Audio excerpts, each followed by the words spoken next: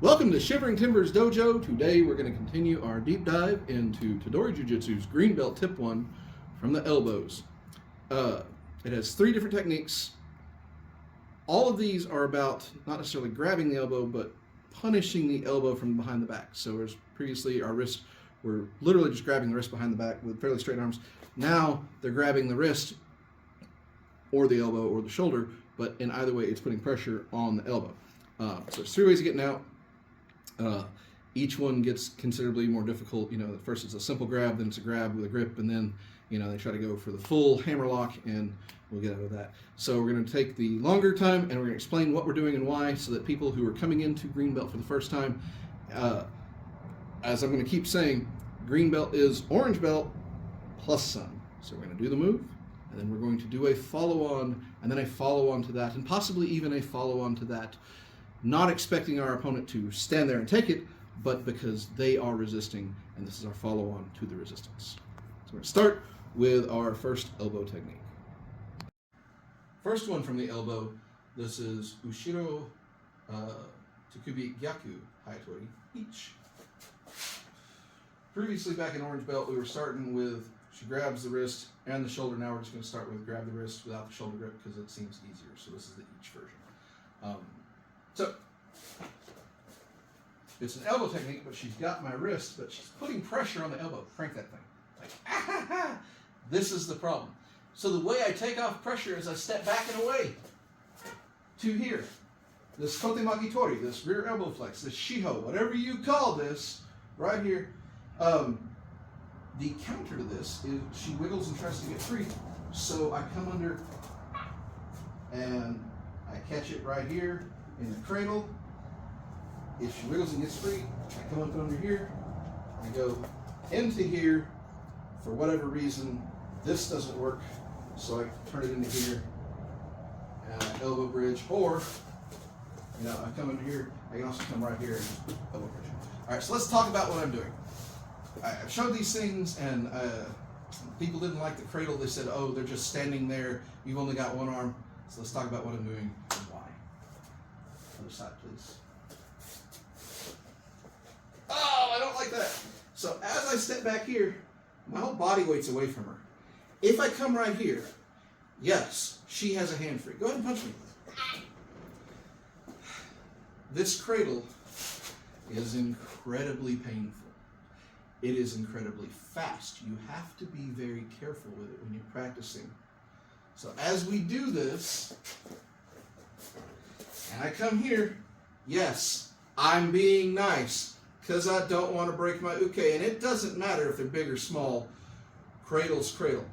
The counter that she's doing here is not stepping in and punching me, because if she steps in and step in and punch me, do the wrong counter, is I put pressure on her and she gets maybe one hit and then she's down with possibly a dislocated shoulder. The counter to the cradle is as I come here, they straighten the arm, which makes it perfect for me to come in with this right here. Now the counter to this is they try to straighten out. Good, fine. Now we get the elbow bridge all the way to the ground. At no point am I suggesting, or is anyone suggesting, that we are going to do 3 moves to an unresisting, compliant opponent. I mean, if they're that compliant, why are they fighting you? Just tell them, naughty boys, stop that. See if that works for you. But in the meantime, when we're dealing with people who are a little less compliant. All right, so they grab me. Again, you take the pressure off by moving your body to here. I'm right to here. This can work right here, but it doesn't. They push their way up, so fine. This can work, but they know how to do this. So again, I literally just come out here. Now I need to get behind her. So what do? They want to get towards me? Push them. Use the neck. Come across here. Use this. As they turn away from it, again, right to the elbow bridge. From here, you better be going down to the ground to control them, because they're already very wiggly on you. They're already causing problems. Bad dog, get back to your kennel. One more. We're going to do this side a little faster, a little more combat-y speed, not complete combat speed, because we recognize that the cradle really, really hurts. I'm going to take care of my okay. Ready? Here, here, here to here, here, and down. And if you look at that and think, well, they're just compliant, they're letting you. Okay. There's real pain, there's real problems there. And if we go fast enough, quite honestly, if you go fast enough, you find yourself back at orange belt, right to there. We're done. That's the move. Great. If it works, you're happy with it. But if it does not work, we carry on into the rest. All right? Good job. Thank you. From the elbow, the second one is ushiro, tekubi, gyaku, hayatori, ni. So it's still that same cross grab from the back, where she cross grabs and puts pressure. But now, they've wisely put their thing there, so I can't turn the way I did to relieve the pressure, so I have to go the other way. Now, since maybe I try to turn and there's a lot of pressure here, press down. Relieve the pressure on yourself. Fight that, because if you've got one hand versus two, you can get some pressure. Now, at any point, they're going to be fighting this back up. While they're fighting that, good. Let them turn around, elbow, chop, strike, straight into shime, ichi. As they fight this, maybe it doesn't work. Irimi nagi, it doesn't work. Come around here. From here, you either strike or choke, or both, depending on how vindictive you're feeling. But if you're going to strike, it's going to discombobulate them, get out of town. Other side.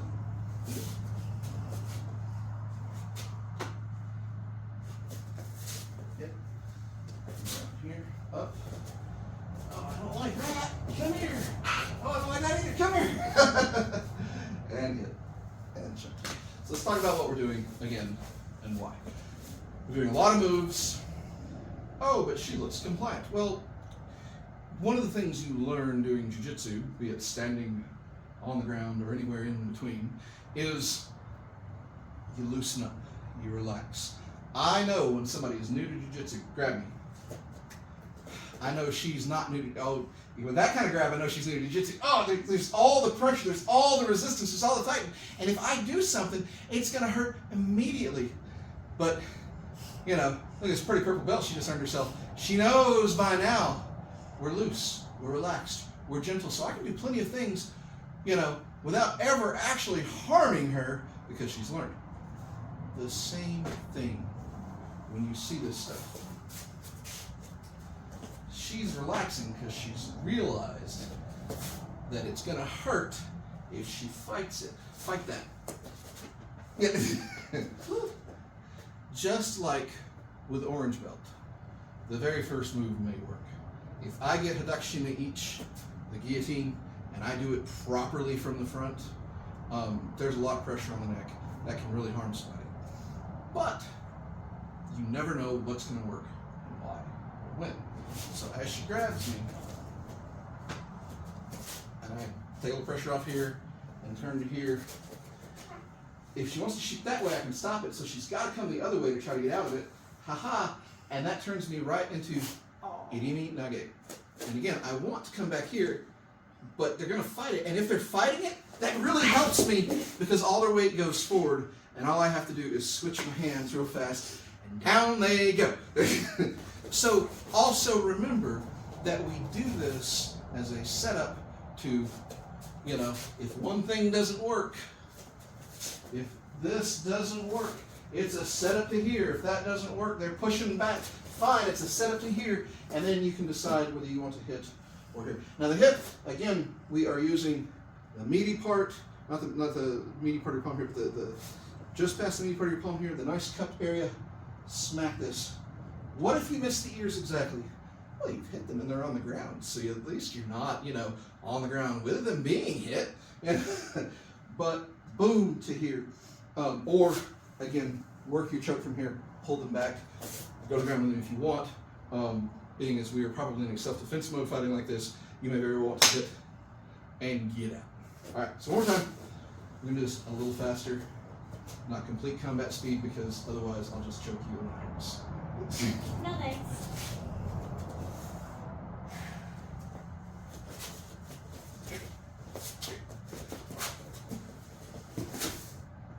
goes that fast. On the street, you don't have to do all three. You stop the first one. If it doesn't work, you go to the next one. Maybe that works. Maybe you get through. Good, you're fine. If that doesn't work, again, you go to the next one. Again, just everything in green belt. You start with the beginning, work your way to the end, be prepared to do it at any point in between. Last one from the elbows. This is the hanma shime hazuhi hayatori. So whereas previously they were attacking our elbow by bending it while we're behind, now we're in front. We've been standing, technically the move is here, but arms akimbo, you're standing like this, and they go to put you in a hammer lock, which is the preferred move of jackbooted thugs everywhere. Now, understand this. Go ahead and put me in hammer lock. As they put you in hammer lock, this is too late. Once they've locked hammer lock in, this move isn't for locking in. This move is for working in the ida. Now, I've had people complain that, oh, you said it was from a move, but they never got to the move. Yeah, big brain moment. Don't let them get to the move. So this side. As she goes for that, here, we cradle. Now again, people also complain, they go for the cradle, I've got one arm being attacked here, she's got an arm free, why doesn't she just punch me? She doesn't punch me because the cradle is not just a immobilization technique, it is a dislocation. It is incredibly painful and it is incredibly fast. If you wish to hold somebody long term with a cradle, it probably will not work. It's fairly easily countered, given time. It is not, however, easily countered immediately, and that is where the damage occurs. So when we are doing the cradle, understand that we are doing the cradle not to hold them, but to harm them. Boom. But if for whatever reason you decided that you were just going to try and put enough pressure on them and they just didn't listen, so the counter to the cradle is not stepping in and punching, it's there. That's the counter to the cradle, is getting yourself a little straight. I can still put pressure on the elbow, but what I can also do is the next move is come in here and push this up in here and get myself in a lovely position for a hammer lock of my own. As they turn out to stop that, now we're at an elbow bridge, and we're going to go straight to the ground, because if they have wiggled out of all of your elbow attacking positions, put them on the ground and make them stop wiggling. This side. To here, to here, and to here. I showed this before, but I'll show it again. So, same side. As we come in, they cradle. Like, again, with this much pain, she's not gonna punch me. Are you? There's a lot of pain going on there. But if you don't get it for whatever reason, they've seen what's happening, they've extended their arm and turned it. As you come in, don't be afraid to cheat and push this arm in and really get this thing in here and get it up. Now, I want to turn her. Now, you notice she's turning away. How do I get her to turn? Turn. Did I play nice? No. Did I play fair? No. Absolutely not. I don't have to punch. This is not about strength. This is about turning. This is about getting yourself here. So again, I can also hit here. I can come here. Boom. I can do a lot of things just to get their attention elsewhere. So when they go for that, That's mean. it is. When they go for this, and I'm turning here. Boom. Hit that shoulder. Turn around. Come up here. Oh no, it didn't work. Come out here. Again, the elbow bridge and down from there. Now, if you recall, there's also things you can do from an elbow bridge to more. If you then realize that you could just keep doing stuff all day, and that is the juwaza, the flow of techniques. Same as you do it on the ground in Brazilian Jiu-Jitsu, same as you chain together throws in Judo. In Tedori Jujitsu, we chain together the tachiwaza, the standing techniques. It's the same idea. However, we cap it at 3 just because that's enough to remember for any one person.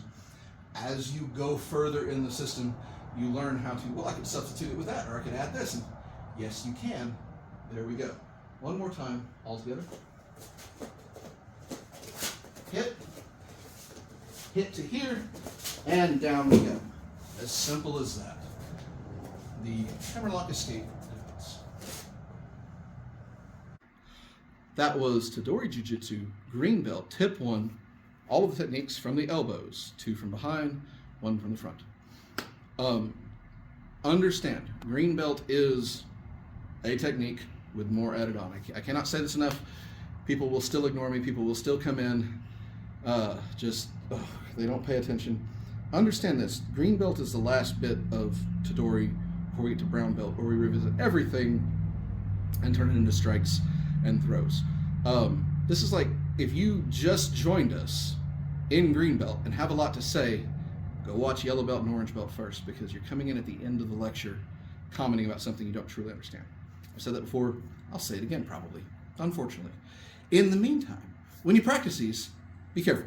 The cradle, the kotemaki tori, the shiho, the rear elbow flex, what do you call that? They are incredibly painful, and they, can lead to injury very quickly if you do not control yourself and you're okay. So practice safely when you practice these things. If you still don't like it, come to class. You think, oh, that doesn't hurt. All right, come to class. We'll demonstrate. Until then, y'all stay safe. Thanks.